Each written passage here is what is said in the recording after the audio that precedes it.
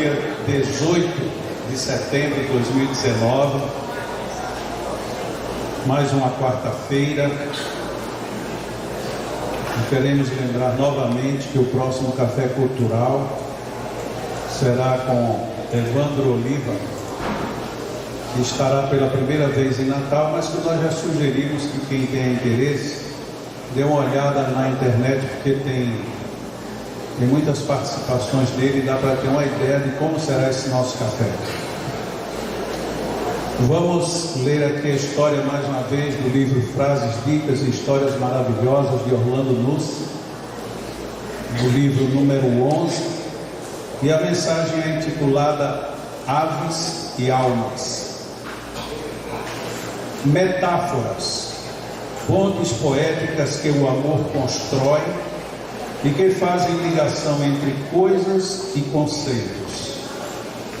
E dentre as metáforas poéticas que os versos sagrados utilizam, uma das mais belas é uma passagem dos textos da Fé Bahá'í, que compara o corpo físico a uma gaiola e o espírito a uma ave que nela habita.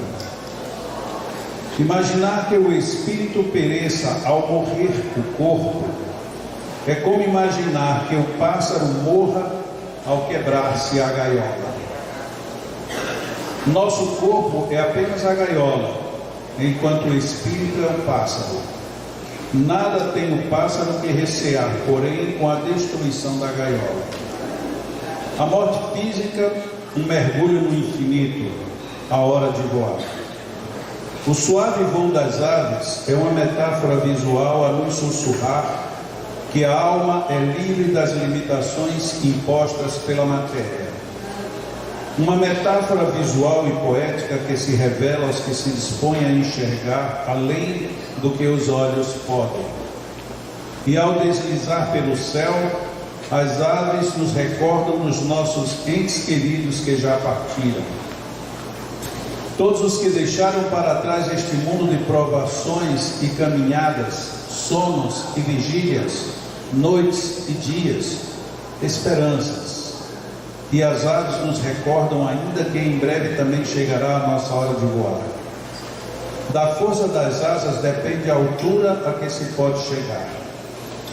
O corpo, frágil argila, sofre os efeitos do tempo. A alma, puro sopro, é eterna. Aproveitar os nossos breves e incertos dias para alimentar a nossa alma com coisas do bem. Uma dieta espiritual farta de amor, bondade, caridade, pureza, compaixão, perdão, justiça, virtudes, gratidão e bem-aventuranças. De modo que quando a hora derradeira bater à nossa porta, possamos voar com asas limpas e puras até as mais sublimes alturas. Na verdade, a nossa jornada na Terra, se ela for vista apenas como um instante que não passa disso, sem consequências, o que nós estávamos fazendo aqui? Qual o sentido que teria na criação em nos legar tantas potencialidades, tanta força, tanto tudo que nós temos em nós, se daqui a pouco tudo isso passaria?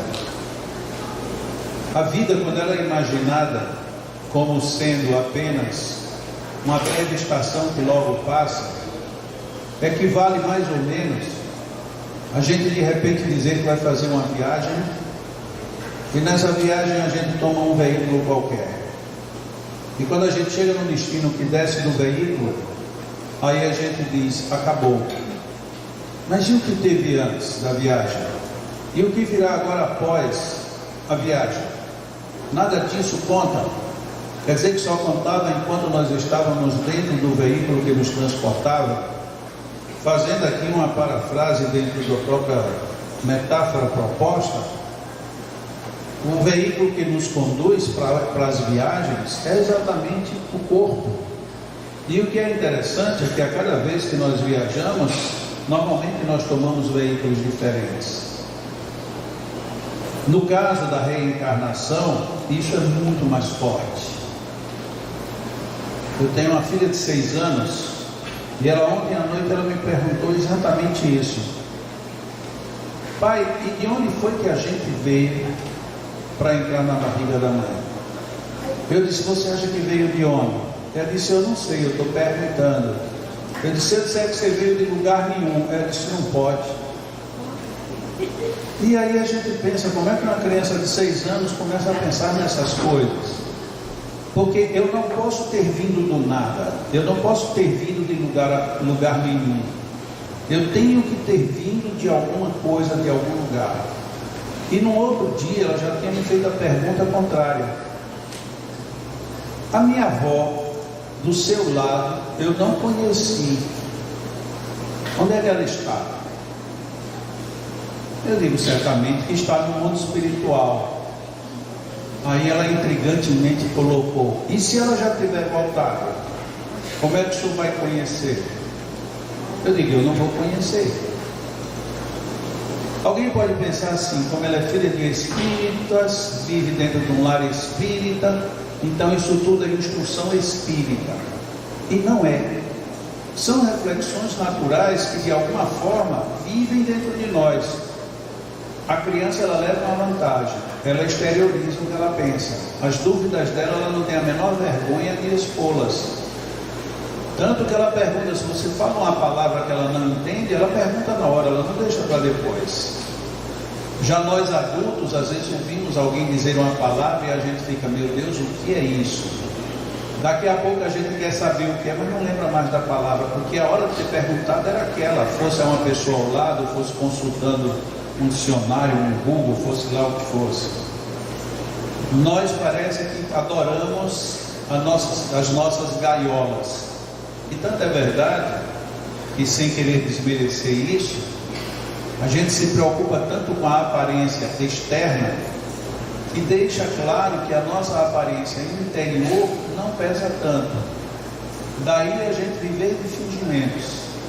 Eu finjo que sou bom, eu finjo que eu entendo, eu finjo que sei, eu finjo que te agrado, eu finjo que está tudo bem, ou muitas vezes o contrário.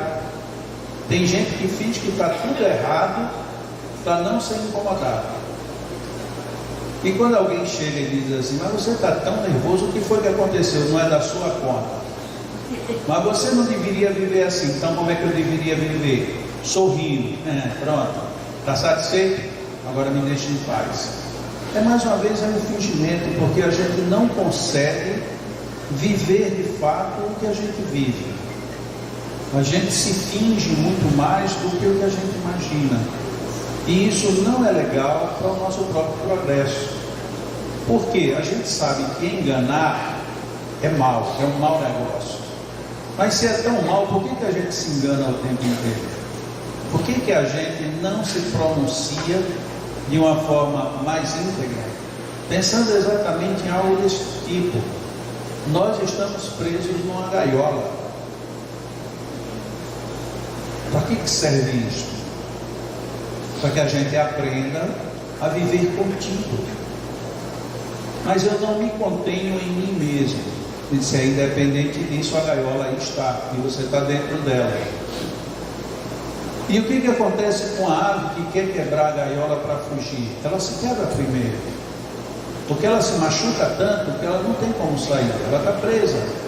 É mais ou menos o que acontece com a gente quando a gente quer fugir de nós mesmos.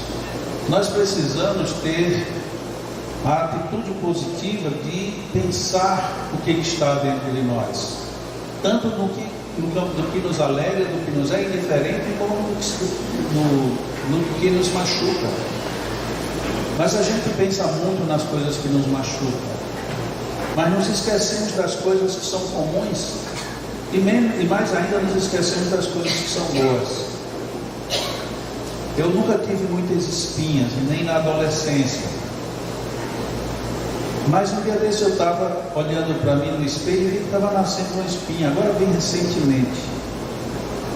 E eu disse, o que me leva a ter uma espinha hoje? E esse pensamento é coisa de maluco, né? Esse pensamento me fez pensar num monte de coisas que eu não pensava nunca. Peraí, como é que nasceu uma espinha? Como é que o meu organismo preparou para que uma espinha rompesse? Porque é de ela nascendo por conta própria, por que ela me machuca? Dói. E se ela machuca e dói, qual é a função de uma espinha?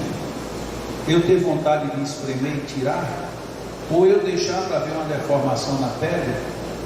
Mas independente disso, eu não tinha pensado em espinha, eu nunca tive espinha, porque é que nasceu uma espinha? Como foi que o meu corpo se encarregou de produzir uma espinha? Aí você começa a entrar num universo totalmente alucinante. Como é que se dão essas interações, as reações, as posições físicas, químicas, orgânicas, psíquicas, quânticas, tudo que envolve por conta de uma bela espinha que nasce em você. A gente não se dá conta. A gente não se dá conta de que transpira.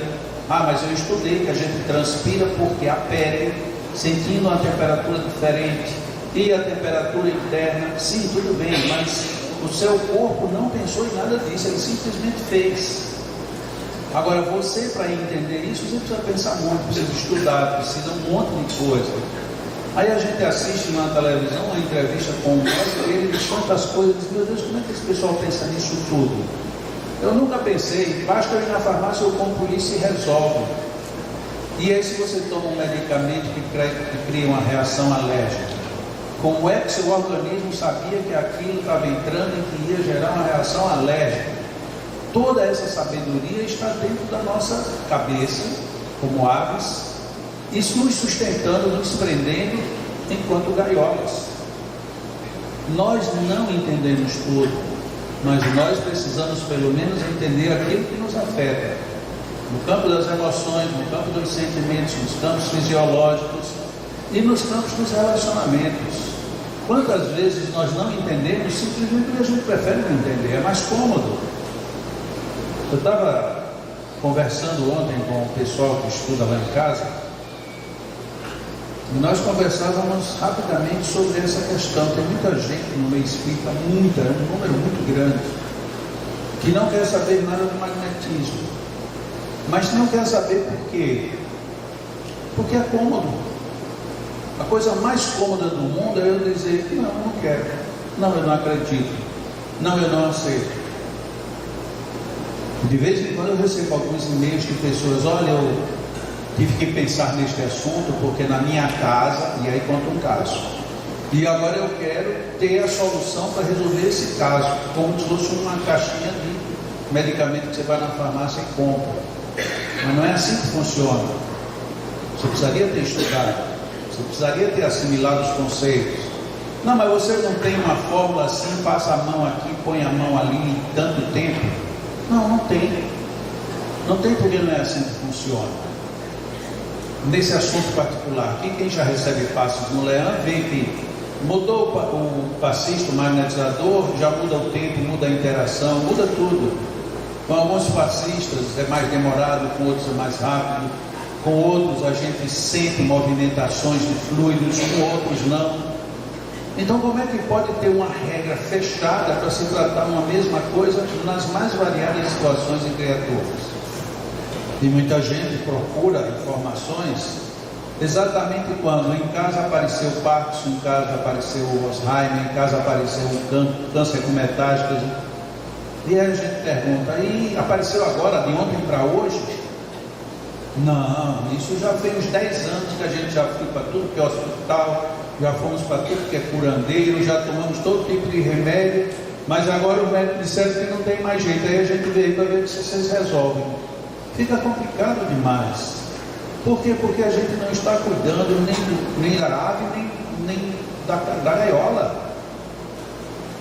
Nós sabemos que muitas das nossas enfermidades, elas são oriundas de desequilíbrios emocionais. Muitas. Mas quando alguém chega e nos convida para enfrentar os nossos problemas emocionais, a gente diz, eu já nasci assim, eu sou assim. Tá bom, é a cantiga da Gabriela, que nem como cantiga se sustenta muito. Não pode funcionar desse jeito. Nosso corpo vai sofrer, nossa mente vai sofrer e, consequentemente, todas as nossas estruturas. Se você é puramente materialista, você, dentro da sua matéria, você vai localizar as desestruturações, as desorganizações, a falta de harmonia. Se você de alguma forma tem algum vínculo com alguma espiritualidade, seja através de uma doutrina mais fechada ou a mais aberta possível, aí você vai entender que à medida em que o nosso psiquismo não atua dentro da corrente natural da vida, nós geramos ondas de desconfortos e que pedem reequilíbrio, que a gente chama na maioria das vezes de reequilíbrio, de castigo, de punição, de condenação. Não é reequilíbrio, é necessidade de. Nós precisamos repor as ondas dentro das frequências nas quais nós deveríamos estar bem equalizados. Mas a gente desarmoniza tudo e depois quer que fique resolvido. Quantas vezes nós já fomos grosseiros com o outro e a gente diz, ficou aborrecido só porque eu disse uma coisa, e a pessoa não teve a sensibilidade de perceber que eu disse para o próprio bem. Aí no dia seguinte você conversa com a mesma pessoa, essa outra pessoa diz agora, eu estou muito chateado com o Beltrano. Por quê? Porque me disse umas coisas que não teria cabimento de dizer. Sim, mas a pessoa disse também com boa intenção. De boa intenção o inferno está cheio. Ou seja, a gente se fecha muito quando as nossas mudanças psíquicas, emocionais precisam, no mínimo, serem repensadas. Isso tudo dificulta a nossa vida. Porque é que uma das causas do medo da morte é tão violentamente presa dentro do nosso mundo? Uma das, a gente saber que a vida continua. A outra que vem logo juntinho com ela, a gente sabe o que a gente não conseguiu harmonizar nesta vida. Nós desestruturamos. E vai ser isso que a gente vai encontrar lá, só que fora da gaiola. Dentro da gaiola eu posso dizer, o vento está forte, mas eu estou protegido. Fora da gaiola, o vento forte pode me derrubar. Dentro da gaiola eu tenho a proteção do sol, eu tenho a proteção da noite, alguém me dá comida, eu não preciso caçar. Fora da gaiola, tudo isso é tarefa minha. E às vezes quando a gente está lá dentro, fica pensando seriamente em ganhar a liberdade. E quando chega na liberdade, diz, e agora? Para concluir, um grande escritor espírita já desencarnado, Hermínio Miranda, um dia conversando com ele me disse, uma coisa que me intriga na divindade foi ele ter dado para a gente o livre-arbítrio. E eu perguntei por quê. Ele disse, porque o livre-arbítrio é um peso muito grande. Nós somos pequenos demais para ter tanta liberdade. Era melhor que a gente viesse com menos liberdade, porque pelo menos a responsabilidade seria menor. Eu digo, mas você tem como reverter? Ele disse, pior é que não. Então não tem jeito, a liberdade veio, agora usa. Mas a gente sabe que como o uso da liberdade está vinculado às consequências, aí é onde está o problema. Então tem muita gente que gosta de estar solto, mas não necessariamente livre, porque livre comporta muitas obrigações. Estando livres, nós temos que buscar muitas soluções.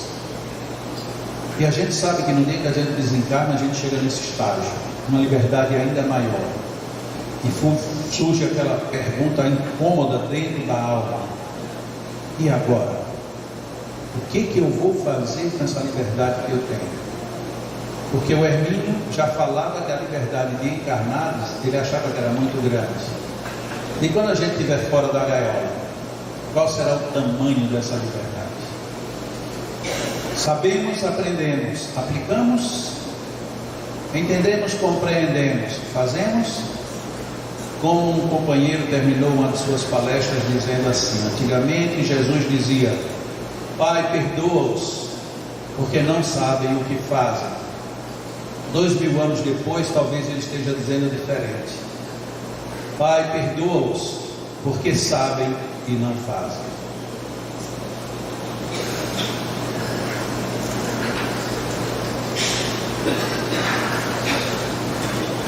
Deus, Senhor, nosso agradecimento pela vida, pelo dia, pelas companhias, pelos movimentos, nosso agradecimento pelo livre-arbítrio, pela liberdade. Agradecemos também, Senhor, por aqueles que nos antecederam e nos deixaram oportunidades de aprendizado sem tanto sofrimento. Amigos espirituais que já nos prepararam o ambiente, que procuram manter em nós as melhores vibrações, agradecemos por suas presenças, por suas emissões de fluidos bons e harmonizantes. Amigos de cada um de nós, amigos que somos de nós mesmos, aproveitemos as lições do Evangelho, as bênçãos divinas, para gerarmos sempre renovações positivas e felizes, crescendo em qualidade moral e espiritual. Trabalhadores do bem, que neste ambiente todos nós nos sintamos fortalecidos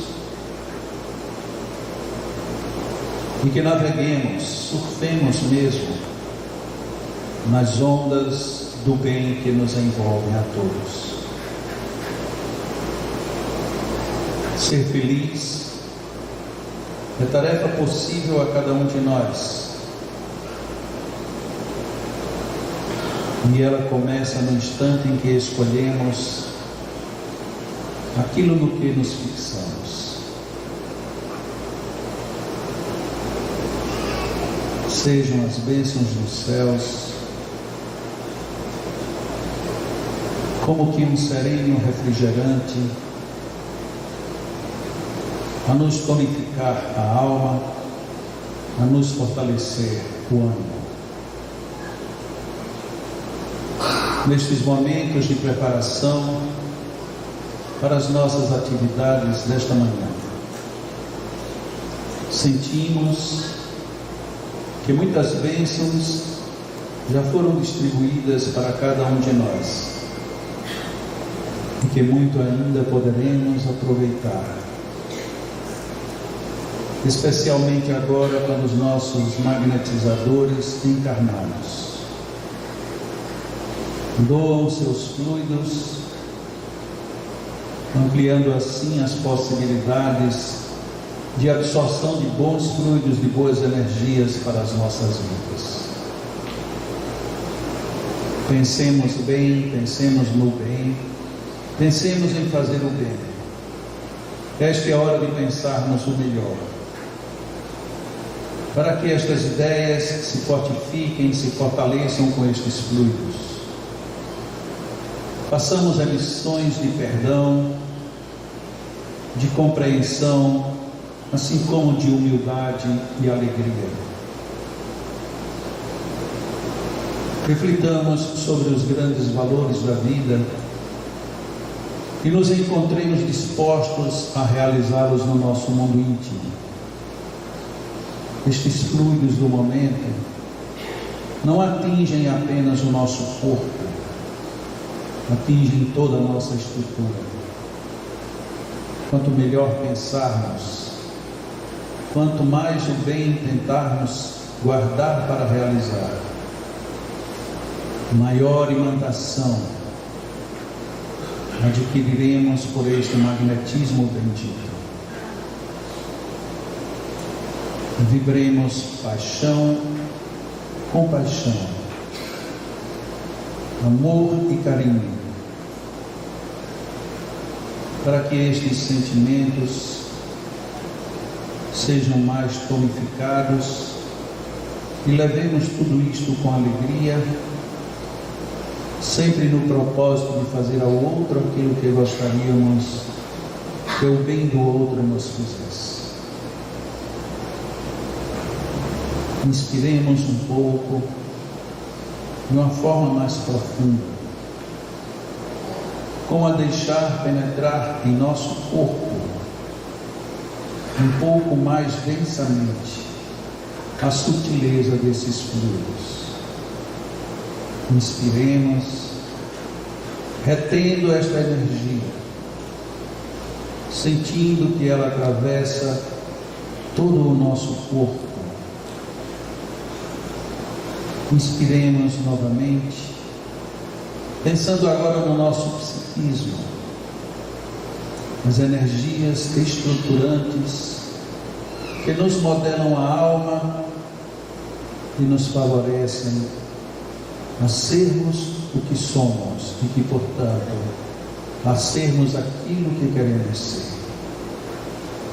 Inspiremos, levemos as nossas energias do ambiente para a nossa estrutura mental e emocional.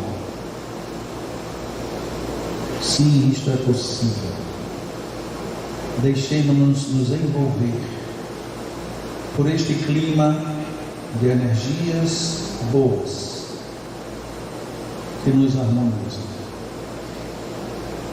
Inspiremos novamente, para que agora, ao expelirmos o ar, expressemos o nosso agradecimento mais profundo pelos benefícios que já recebemos e por tudo aquilo que ainda iremos viver nesta manhã. Inspiremos novamente, agradeçamos a Deus e a vida por tudo e expiremos com alegria. Nossos magnetizadores vão magnetizar nossas almas. Nós permaneceremos repetindo essas respirações, horas fortalecendo o corpo, horas fortalecendo a alma. Vamos a preparar nossas asas para viver com grandiosidade a liberdade que nos aguarda, Deus. Deus, envolve-nos de tuas bênçãos e que saibamos agradecer, retribuindo com boas atitudes. Que assim seja.